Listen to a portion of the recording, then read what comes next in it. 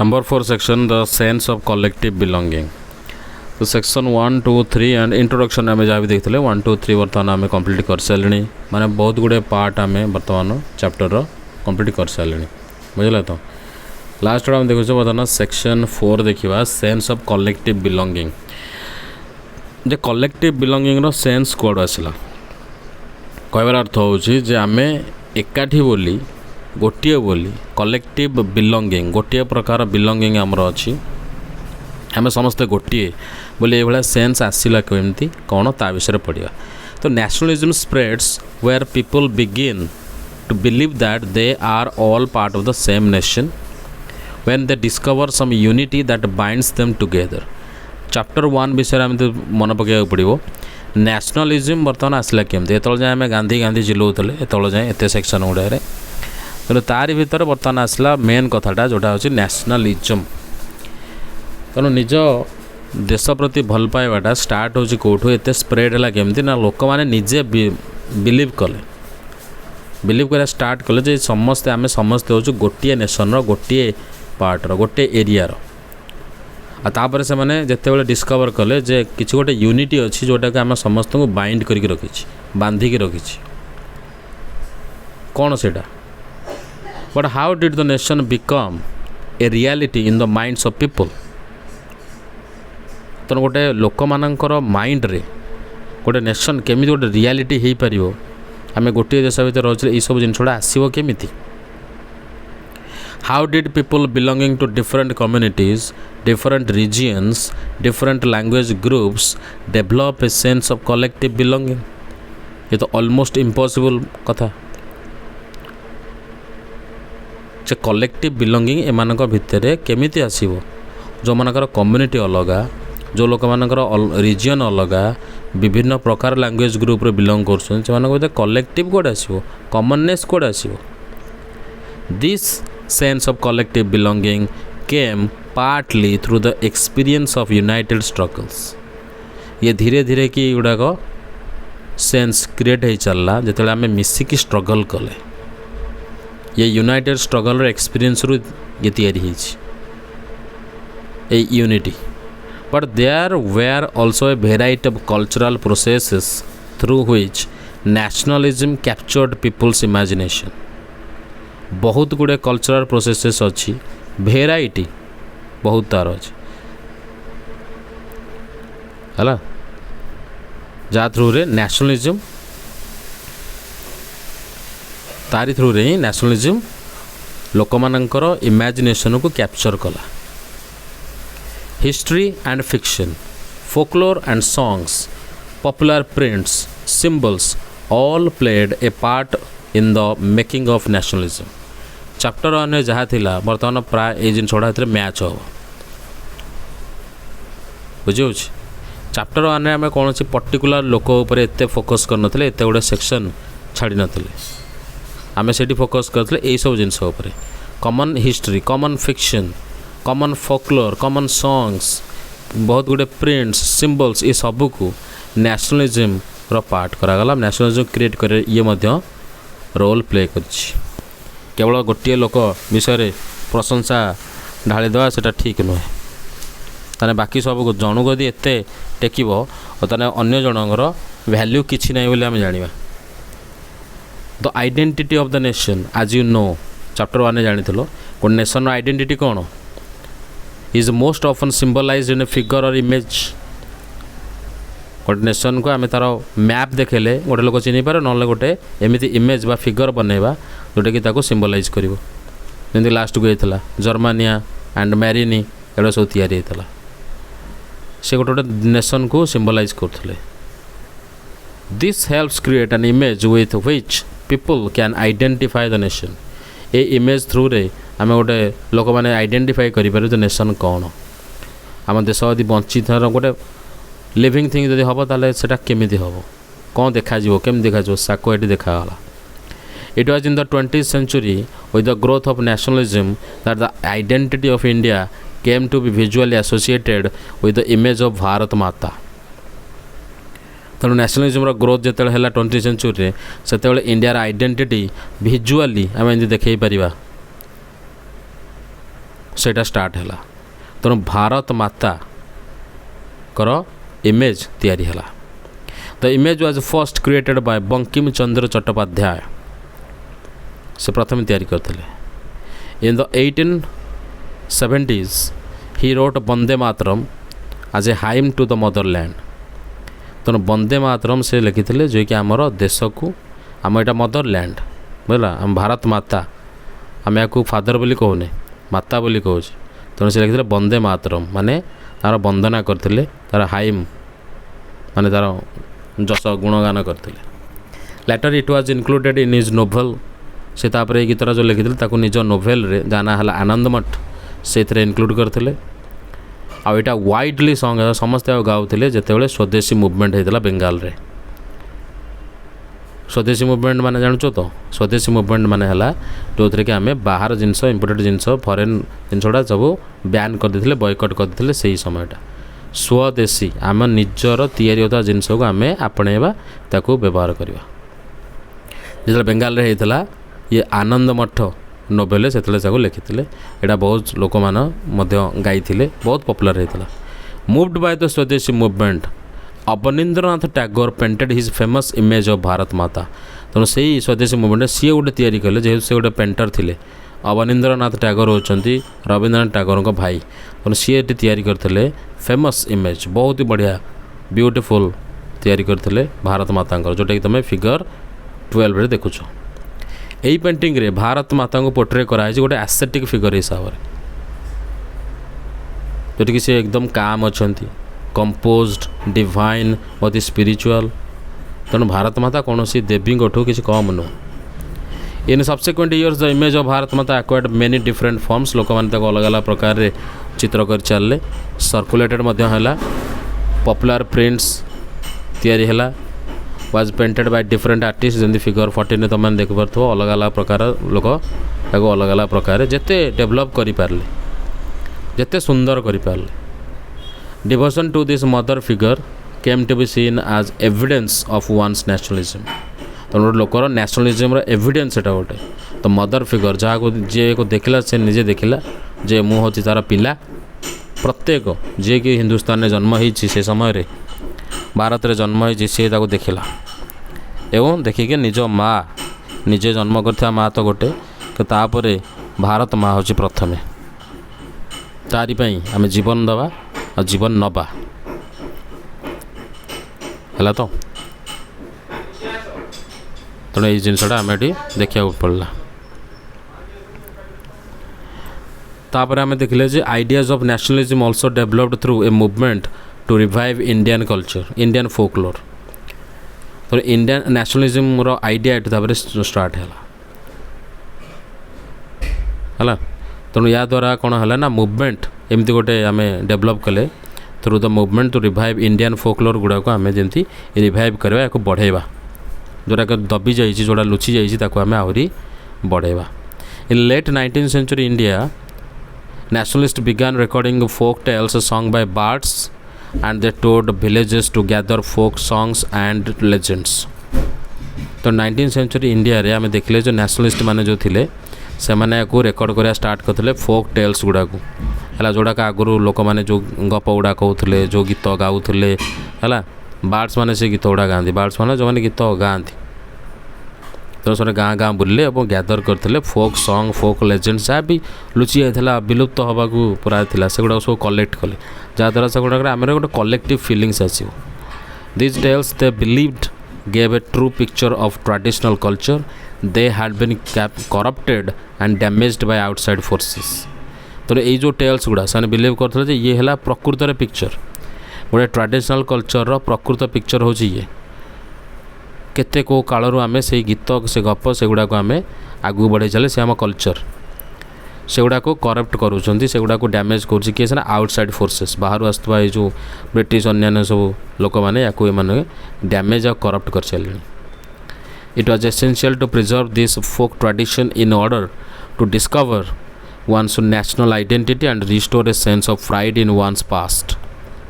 तो यहाँ बहुत जरूरी जे फोक ट्रेडिशन को आम प्रिजर्व करवा जहाँद्वारा कि आम डिस्कवर कर वन्स नेशनल आइडेंटिटी तो आम समस्ते यही जन्म या ही पिलादिने शुणी शुणी आसी ତମ ବାପା ତା ବାପା ତା ବାପା ଏମିତି ବହୁତ ପୁରୁଣା ସମୟ କଥା ଯଦି କହିବା ତାହେଲେ ସେଇଗୁଡ଼ାକ ସବୁ କମନ୍ ଜିନିଷ ଅଛି। ତେଣୁ ତାକୁ ଆମେ ରିଷ୍ଟୋର୍ କଲେ ଜଣଙ୍କର ପାଷ୍ଟ ପ୍ରାଇଡ଼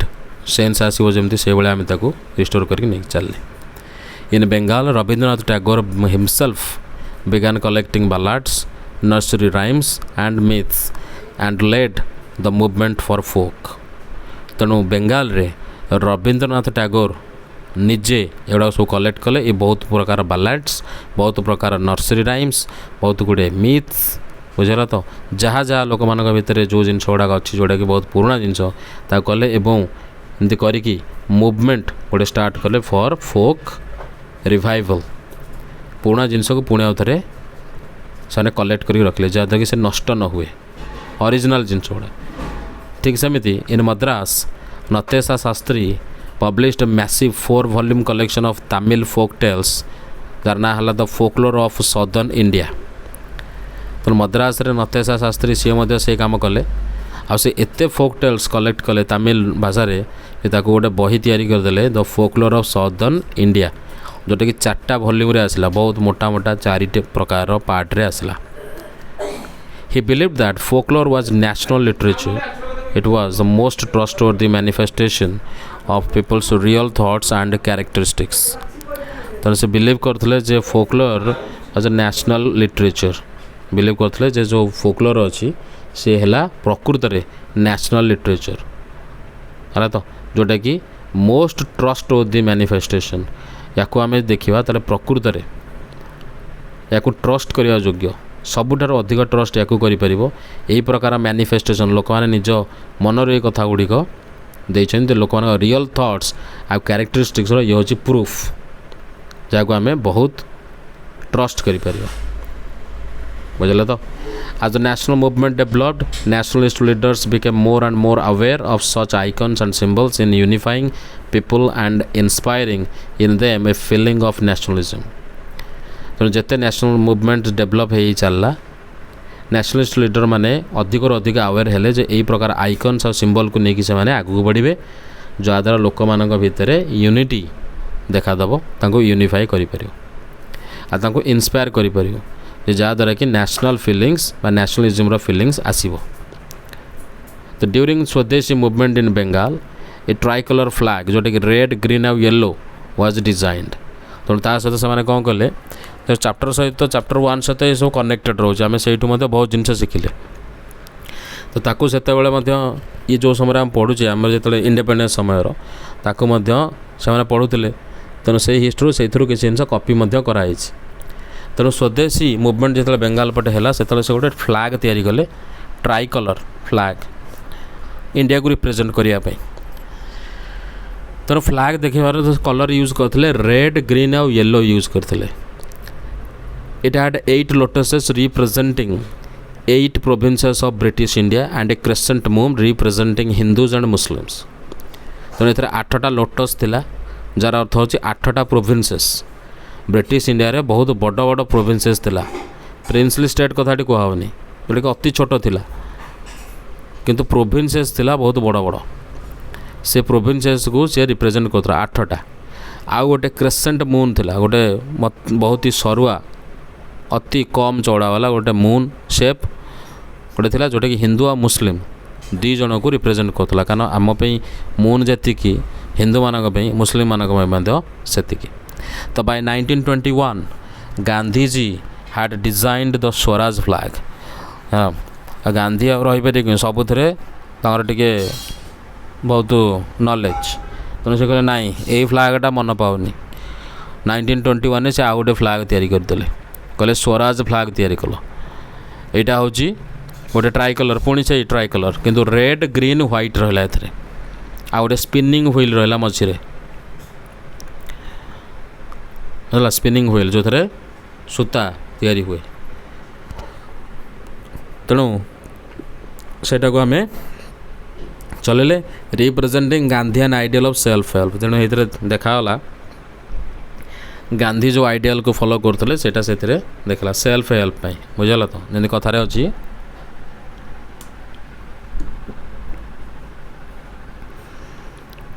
କାଟି ପିନ୍ଧ ଆଉ କୁଟି ଖାଅ, ହେଲା से जिनसटा तेणु ये सूता काटिक निजे निजर कपड़ा तैयारी कर कुटिकी निजे चाउल धान तैयारी कर खाइब। तो self help carrying the flag holding it एलॉफ्ट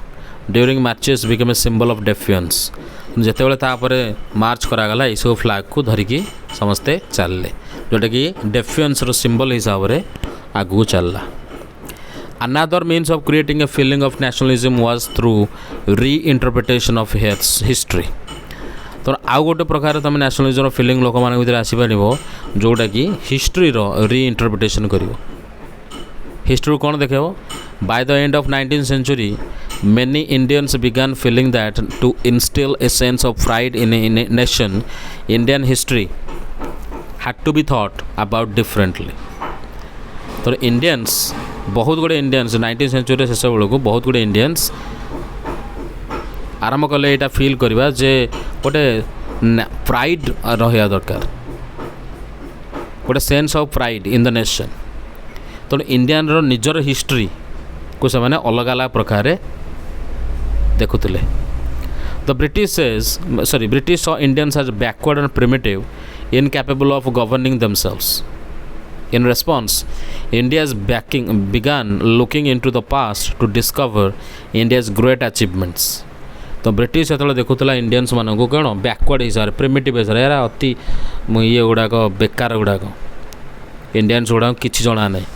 ये निजे निजू केमती गवर्न करेंगे केमती चलेबे किंतु से 12टी कौन कह से पार्टी जहाँ बाहर ब्रिटिश माने जो एते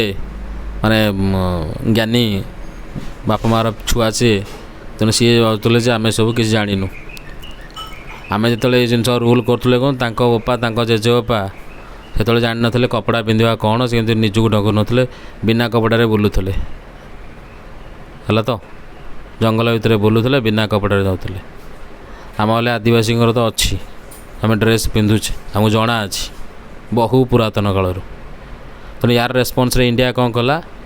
देखला जे देख पास्ट आम पास्ट देख आम कौन निजक गवर्न करूँ न करूँ तुम केते ज्ञान अच्छी देख।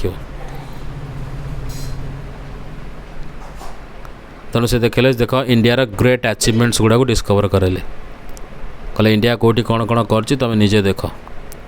आखि बंद करदे कौन हम निजक टेकीदे कौन हो बर्तमान समय से तुम जगह अच्छ तुम छाड़ी देखुन आ तुम देश को छाड़ी दौन यदि आम यदि गवर्न न कर तुमको किए डाकी कि गवर्निंग करा चोर दल ना एड़ा सब चोर चोरी करने गए भिक मागे गए बुझीपार ना नहीं आ तुम कौन कर कौन कह सो यही चलला जिते ये सब जिन गुड़ाक आम देखा मिलला आम आमर हिस्ट्री कथा जो कही चलले। तो glorious development they wrote about the glorious developments in ancient times when art and architecture science mathematics religion culture law philosophy crafts trade सबू फ्लोरिस्ट होता सबू बहुत बढ़िया चलता आम एकदम डेभलप्ड नेशन हिसाब से थिलु। दिस ग्लोरियस टाइम ये जो गर्व कर समय है एत गर्व गौरव से समय आम पाखे थिला in their view was followed by A history of decline when India was colonised. जिते इंडिया रे कॉलोनाइज हो गला जिते ब्रिटिश लोक एटाक आसले जो से बिजनेस करते ठीक था जो जितक जमीदार थे जितक राजा थे समस्त ए भूल रहा ईस्ट इंडिया कंपनी को ये जगह दबा एठी ताकू पावरफुल बनैबा है काम। तेणु से मैंने हेले दोषी प्रकृत में आम स्कोप देले से आमर हिस्ट्री आमर ग्लोरियस पीरियड नष्ट हो चलला आज जाए बोली आम से अवस्था को भोगुचे। पॉवर्टी बोली किछि नथिला एते सुना रूपा एते टंका पैसा थिला सबड़े सुन किछि पॉवर्टी बोली किछि नथिला आजिका लोक बहुत गुड़े लोक पॉवर्टी भितर एबे जाए बची खाया को मिलूनी।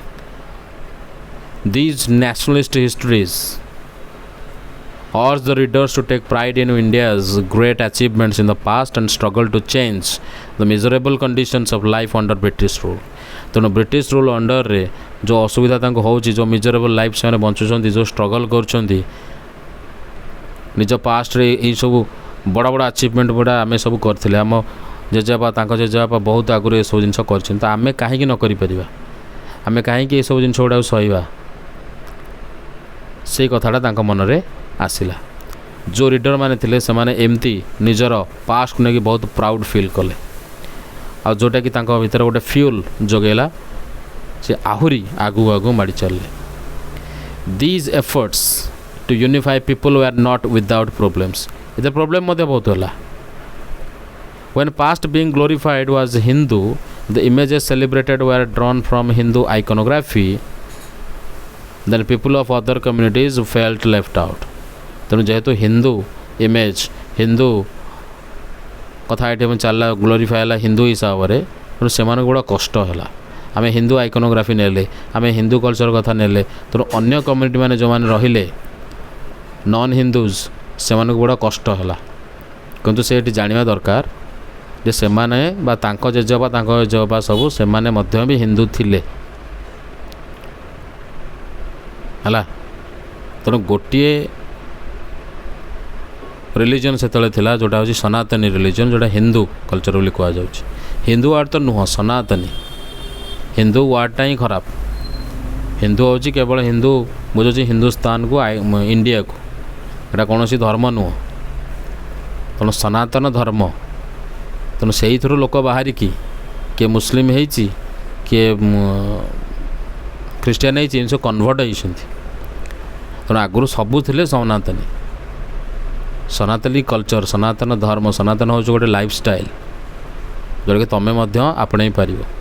तुम्हें धर्म रे किसी भी था तुम्हें जदि से भली जमती गोटे सनातनी बंचुची सेमती तुम बचब है से आइडियल गुरा फॉलो कर तुम्हें ऑटोमेटिकली से सनातनी हम क बुझी हो ना तेणु कहीं अलग बोली भाव निजक तुम्हें अलग हो तुमको अलग कराही तमें निजे अलग निजे कन्वर्ट कर विभिन्न प्रकार रिलीजन को तुम निजे जाइछ कन्वर्ट है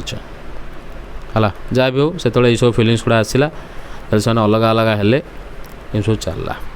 लास्ट टू कनक्लूजन आम देखा जे a growing anger against colonial government was thus bringing together various groups and classes of Indians into common struggle for freedom in the first half of the 20th century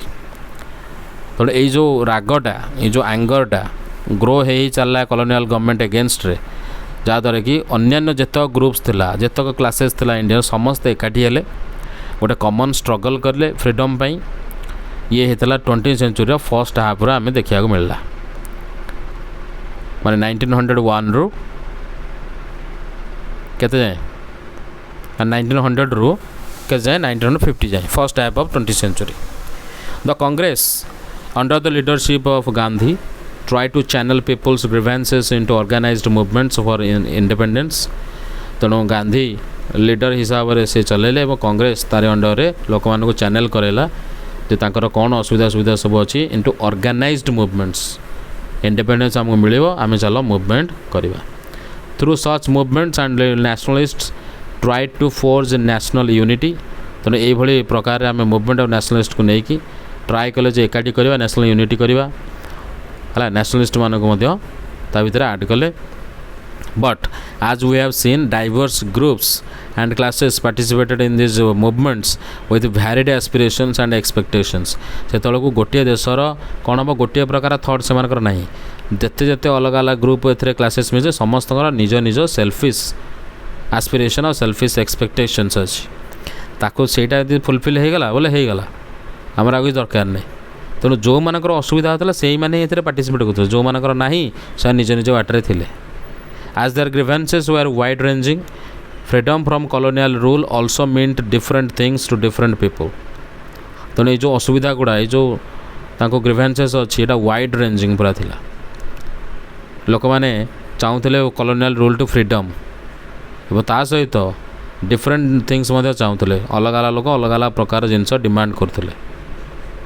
तो Congress continuously attempt करथुला to resolve differences and ensure that the demands of one group did not alienate another जनकर demand fulfil कला बेलू आउ जड़े एलिनेट भावु नथब यही आमको किसी ना किसी स्टेप नवा पड़ो तेणु आम समस्त को देखिकी कौन सी गोटे जिनस पहुँचा पड़ो this is precisely when the unity within the movement often broke down से मूवमेंट गुड़ाक प्रायतः भितर यूनिटी रहिलानी से आस्ते आस्ते भांगी चलला and the high points of Congress activity and nationalist unity were followed by phases of disunity and inner conflict between groups और एते सब जिनस करिकी मध्य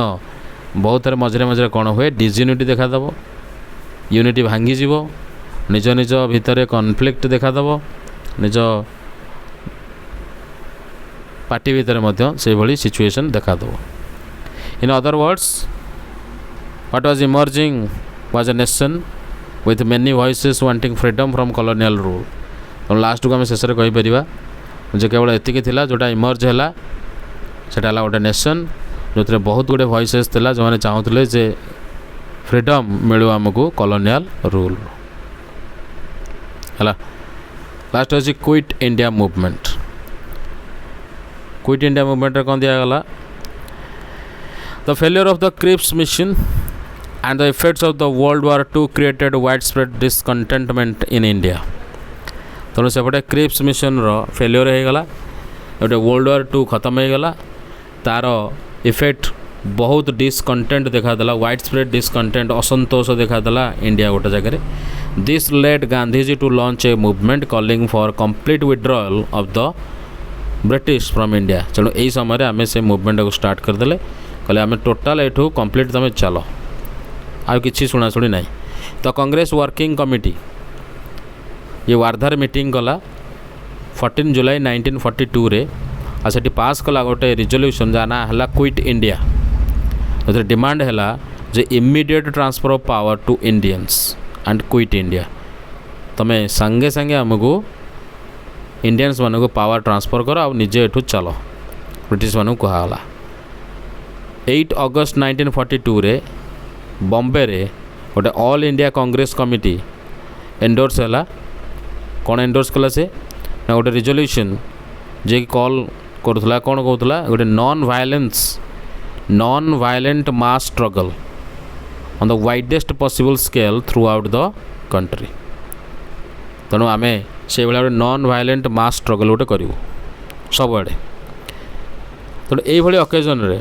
Gandhi delivered the famous do or die speech कर बा मर बुझुच तो ये कुआड़े केमती आसीगला वायलेंट नॉन वायलेंट तो सब चलुला अहिंसा ये केमती हिंसा होगला कर बा मर मैंने कर ना मर हिंसा है यहाँ the call for quit India almost brought the state machinery to a standstill in large parts of country as people voluntarily threw themselves into the thick of the movement तो क्विट इंडिया मूवमेंट अने गोटे arrow लोक मैंने voluntarily मन इच्छा निज निज इच्छा हिसाब से सब ये आड हेले अधिक अधिक लोक हेले जो मैंने ऑब्जर्व कले हड़ताल्स कले डेमोन्स्ट्रेशन कले प्रोसेसन कले नेशनल सॉन्ग्स गाइले स्लोगान्स गाइले बहुत लोक बाहर तर मूवमेंट ये समय एक्चुअली गोटे मास मूवमेंट है जोटा कि brought into its ambit thousands of ordinary people students workers peasants समस्ते सामिल है ये देखला जे गोटे भारत देखला ये active participation of leaders Jayaprakash Narayan Aruna Asaf Ali Ram Manohar Lohia ये बहुत गुड़े ओमेन मध्य थिले जेमती कि मातांगिनी हजरा बेंगाल रे कनकलता बरुआ आसाम रे रमादेवी ओडिशा एमाने मध्य एथरे बहुत मात्रा रे जोगदेले the British responded with much force yet it took more than a year to suppress the movement तेणु से फोर्स भी लगेला ब्रिटिश काम है से तो सी छाड़बार नहीं से लगेला किंतु या वर्ष पाखापाखि लगेगा ये मूवमेंट को सप्रेस करिवारे है तो सो ये चैप्टर एंड तापर अच्छे एक्सरसाइजेस ताऊ करिवो तो चैप्टर आम शेष कले जदि वीडियो तुम भल लगुच तो शेयर कर लाइक कर वीडियो को एवं कमेंट कर किसी असुविधा रोचे निश्चय आम चैनल टी सब्सक्राइब करदेव ये दरकार बहुत बहुत धन्यवाद थैंक यू।